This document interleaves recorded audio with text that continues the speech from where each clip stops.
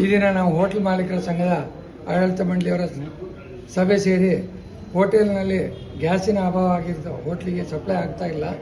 ಸಾಧಾರಣವಾಗಿ ಪ್ರೈವೇಟ್ ಗ್ಯಾಸ್ನವರು ಇವತ್ತಿನ ದಿವಸ ಕೊಡಲ್ಲ, ಮುಗೀತು ಇವತ್ತಿಂದ ಸಪ್ಲೈ ಇಲ್ಲ ಅಂತ ಹೇಳಿದ್ದಾರೆ ಇವ್ರ ಹತ್ರ. ಆಮೇಲೆ ಬೇರೆ ಗ್ಯಾಸ್ನವರೆಲ್ಲ ನಮ್ಗೆ ದಿನಕ್ಕೆ ಒಂದೊಂದು ಸಿಲಿಂಡರ್ ಕೊಡ್ತಾ ಇದ್ದಾರೆ. ಈಗ ನಾಳೆಯಿಂದ ಅದು ಸಿಗೋದು ಅನುಮಾನ ಇದೆ ಅಂತ ಹೇಳಿದರು. ಗ್ಯಾಸ್ ಏಜೆನ್ಸಿ ಅವ್ರಿಗೆ ಕೇಳಿದರೆ ನಮಗೆ ಒಂದು ಲೋಡ್ ಗ್ಯಾಸ್ ಜೊತೆಯಲ್ಲಿ ಒಂದು 30 ಸಿಲಿಂಡರ್ ಪ್ರತಿ ಲೋಡಿಗೆ ಬರ್ತಾ ಇತ್ತು. ಇವತ್ತಿನಿಂದ ನಿನ್ನೆಯಿಂದ ಕೇವಲ 10 ಸಿಲಿಂಡರ್ ಒಂದೊಂದು ರೋಡ್ ಜೊತೆಲಿ ಬರ್ತಾ ಇದೆ ಅಂದರು. ಹಾಗಾಗಿ ಮುಂದಿನ ದಿನ ಗ್ಯಾಸ್ ಸಿಗೋದು ಅನುಮಾನ. ನಾಳೆ ನಾಡ್ದಿಂದ ಈಗ ಯುದ್ಧ ಮುಂದುವರೆದಲ್ಲಿ ಸಿಗೋದು ಅನುಮಾನ ಅಂತ ಹೇಳಿದ್ದಾರೆ. ಹೋಟ್ಲವರೆಲ್ಲ ಸಾಧಾರಣವಾಗಿ 98% ಶಿವಮೊಗ್ಗದಲ್ಲಿ ಎಲ್ಲರೂ ಗ್ಯಾಸಿಗೆ ಡಿಪೆಂಡ್ ಆಗಿದ್ದಾರೆ. ಹಾಗಾಗಿ ಮುಂದಿನ ದಿನದಲ್ಲಿ ಹೋಟ್ಲನ್ನು ನಡೆಸೋದೇ ಕಷ್ಟ. ಮತ್ತು ಹೆಚ್ಚಿನವರೆಲ್ಲ ಹೋಟ್ಲನ್ನು ಬಂದ್ ಮಾಡ್ತೀನಿ ಅಂತ ಇದ್ದಾರೆ. ಇನ್ನು ಕೆಲವರು ಕಸ್ಟಮರ್ ದೃಷ್ಟಿಯಿಂದ ಅವ್ರಿಗೆ ತೊಂದರೆ ಆಗುತ್ತೆ, ನಾವು ಅತಿಥಿ ದೇವೋಭವ ಅಂತ ವ್ಯವಹಾರ ಶುರು ಮಾಡುವವರು ಅವರಿಗೆ ಪ್ರಾಬ್ಲಮ್ ಆಗೋದ್ರಿಂದ ಏನಾದರೂ ಆಲ್ಟರ್ನೇಟಿವ್ ಕರೆಂಟ್ ಒಲೆ ಈ ಥರದ್ರಲ್ಲಿ ಏನಾದರೂ ಸಾಧ್ಯವ ಅಂತ ಪ್ರಯತ್ನ ಮಾಡ್ತಿದ್ದಾರೆ. ಸಾಧಾರಣವಾಗಿ ಐಟಮ್ಗಳನ್ನು ಮೆನುಗಳನ್ನು ಕಡಿಮೆ ಮಾಡಿಕೊಂಡು ಹೋಟ್ಲವರು ತಿಂಡಿ ಕೊಡಲಿಕ್ಕೆ ಪ್ರಯತ್ನ ಮಾಡ್ತೀವಿ. ಆದರೆ ಇದ್ರ ಜೊತೆಯಲ್ಲಿ ನಮ್ಮ ಬಿಸ್ನೆಸ್ ಪೂರ್ತ ಇದಾಗೋದ್ರಿಂದ ಕೆಲಸಗಾರದ್ದು ಕೂಡ ಸಮಸ್ಯೆ ಬರ್ತಾ ಇದೆ. ಕೆಲಸಗಾರರನ್ನ ಅಷ್ಟು ಜನ ಬಳಸ್ಕೊಂಡು ಕೆಲಸ ಮಾಡಿ ಸಂಬಳ ಕೊಡೋದು ಇದೆಲ್ಲ ತುಂಬ ಹೆವಿ ಆಗ್ತಾ ಇದೆ.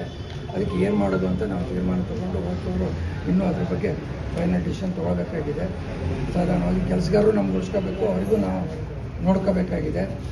ಬಿಸ್ನೆಸ್ ಕೂಡ ನಮ್ಮದು ಕಡಿಮೆ ಆಗುತ್ತೆ.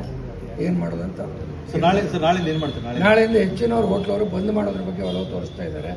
ಇನ್ನು ಕೆಲವೇ ಹೋಟ್ಲವರು ಆಲ್ಟರ್ನೇಟಿವ್ ಬೇರೆ ಬೇರೆ ಫ್ಯೂಯಲ್ ವ್ಯವಸ್ಥೆ ಇದೆ, ಅದನ್ನೆಲ್ಲ ಕಟ್ಟಿಗೆ ಒಲೆ ಅಥವಾ ಮತ್ತೊಂದು ಕರೆಂಟಿನ ಒಲೆ ಅಥವಾ ಬೇರೆ ಇದ್ರ ಬಗ್ಗೆ ಮಾಡ್ತೀವಿ. ಸ್ವಲ್ಪ ಮಟ್ಟಿಗೆ ಸಾಧ್ಯವಾದ ಮಟ್ಟಿಗೆ ಮೆನು ಕಡಿಮೆ ಮಾಡ್ತೀವಿ ಅಂತಿದ್ದಾರೆ. ಈಗ 20-30 ಮೆನು ಇರೋದು ಒಂದು 5-10 ಮೆನುನಲ್ಲಿ ಹೋಟ್ಲ್ ಓಪನ್ ಮಾಡಿ ಗ್ರಾಹಕರಿಗೆ ಸೇವೆ ಕೊಡೋ ಆಲೋಚನೆ ಇದ್ದಾರೆ. ಹೋಟೆಲ್ ಬಂದ್ ಮಾಡಿ ಸಮಸ್ಯೆ ಸರ್, ಗ್ರಾಹಕರಿಗೆಲ್ಲ ಸಮಸ್ಯೆ ಅಲ್ಲ, ಅದಕ್ಕೋಸ್ಕರನೇ ನಾವು ಸಾಕಷ್ಟು ರೋಗಿಗಳು ಅಲ್ಲಲ್ಲ ಸರಿ, ನಾವು ಬೇರೆ ಗ್ಯಾಸ್ ಇಲ್ಲದೆ ಹೋಟ್ಲ್ ಮಾಡೋದು ಹೇಗೆ, ಯಾವ ರೀತಿ ಮಾಡೋದು ನಮಗಂತೂ ಗೊತ್ತಿಲ್ಲ. ಸರ್ಕಾರಕ್ಕೆ ಕೇಳಿದ್ರೆ ಎಲ್ಲಿ ಕೇಳಬೇಕು, ನಮ್ಗೆ ಇನ್ನೂ ಅದ್ರ ಬಗ್ಗೆ ಗ್ಯಾಸ್ ಅಂಗಡಿಯವ್ರಿಗೆ ಕೇಳಿದ್ರೆ ಅವರು ಉತ್ತರ ಹೇಳ್ತಾ ಇಲ್ಲ, ಏನಂತ ಅವ್ರಿಗೂ ಗೊತ್ತಿಲ್ಲ. ಹಾಗಾಗಿ ಈಗ DC ಒಂದು ಮನವಿ ಕೊಡಬೇಕಂತೀವಿ ಇವತ್ತಿನ ದಿವಸ. ನಮ್ಗೆ ಈ ರೀತಿ ಆಗಿದೆ, ಹೋಟ್ಲು ತೊಂದರೆ ಬಂದ್ ಮಾಡೋದ್ರಿಂದ ಗ್ರಾಹಕರಿಗೂ ತೊಂದರೆ ಆಗುತ್ತೆ, ನಮ್ಮ ಹೋಟ್ಲು ಉದ್ಯಮಕ್ಕೂ ಸಿಕ್ಕಾಪಟ್ಟೆ ಹೊಡೆತ ಬೀಳ್ತಾ ಇದೆ. ಅದಕ್ಕೆ ಮನವಿ ಕೊಡಬೇಕಂತಿದ್ವಿ, ಏನಾದರೂ ವ್ಯವಸ್ಥೆ ಮಾಡಿ ಕೊಡೋದಿದ್ರೆ. ಯಾಕಂದರೆ ಬರೀ ಡೊಮೆಸ್ಟಿಕ್ ಮಾತ್ರ ಪ್ರೈವೇಟ್ ಕೊಡಬೇಕಂತ ಪೇಪರ್ನಲ್ಲಿ ನೋಡಿದ್ವಿ, ಕೊಟ್ಟಿದ್ದಾರೆ. ಹಾಸ್ಟ್ಲಿಗೆ ಕೊಡ್ತಾರೆ, ಇವರಿಗೆಲ್ಲ ಹಾಸ್ಟ್ಲಿಗೆ PGಗಳಿಗೆಲ್ಲ ಕೊಡ್ತಾರೆ ಅಂತಿದ್ದಾರೆ.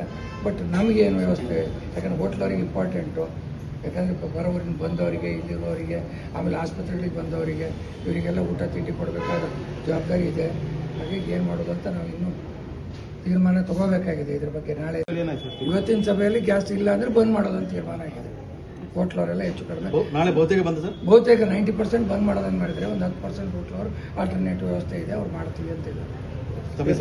ನನ್ನ ಹೆಸರು ಶಂಕರನಾರಾಯಣ ಹೊಳ್ಳ ಅಂತ, ಹೋಟೆಲ್ ಮಾಲೀಕರ ಸಂಘದ ಅಧ್ಯಕ್ಷ, ಶಿವಮೊಗ್ಗ.